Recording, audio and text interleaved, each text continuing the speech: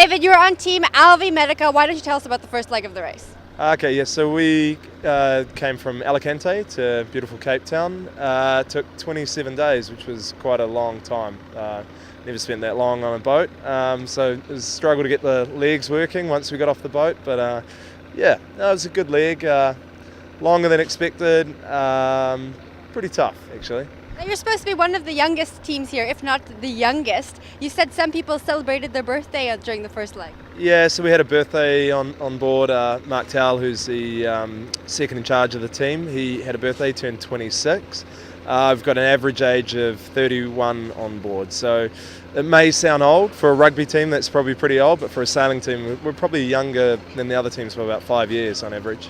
How do you have a birthday celebration during the race? Do you have one? Yeah, there wasn't the main sort of celebration was going across the equator. There's a bit of tradition to pretty much initiate the boys, and we had 3 guys, and one of them was Mark, and it was his birthday when we went across.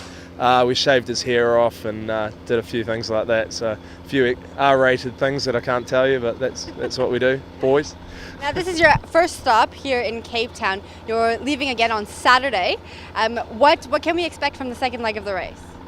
Second leg, like I mentioned, this leg took longer than expected. I think the next leg could be the same. We're going to head out of here. We're going to head south for wind, so we'll actually go quite a bit further south than Cape Town. It'll be cold, windy, and then a lot of no wind going up to Abu Dhabi, so it'll be quite tedious actually. It'll be a sort of mental test as much as physical, and yeah, a long leg, hoping to be in by Christmas. Now tell us about life on the boat. What's going on during the race? So life on board, like I just mentioned, it's probably 80% of it's boredom and tedious, and just trying to get through it, you know, and what makes up for it is the other 20%, and there's, you know, it's fast and windy and rough and tough, and it's a mental test, physical, and that's sort of what we go out there for. But you know, here's our boat behind us, 65 feet, and we probably live in about a quarter of the boat. You know, we never go forward, we never go to the back of it, and you know, we're sleeping in bunks that are wet, and we've got our mates above us that are sweating on us, and it's not nice. There's no shower, and I probably changed my underwear 3 times in 25 days. So. That was too much information. There you go. How do you go to the bathroom on there? You know, well, it's the boys' boat, so we tend to go off the back, but that's probably too much information as well. Now you're currently in 5th place. Yes.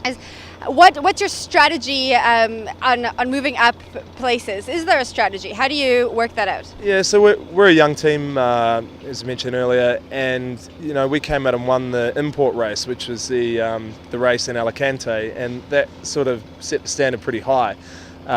So we weren't expecting to come in here and win the race, but a 5th was a good surprise. You know, we're 2 boats behind us, so next leg we'll chip away and you know, get up to speed and beat a few more of the guys. So that's our strategy, just slowly improve.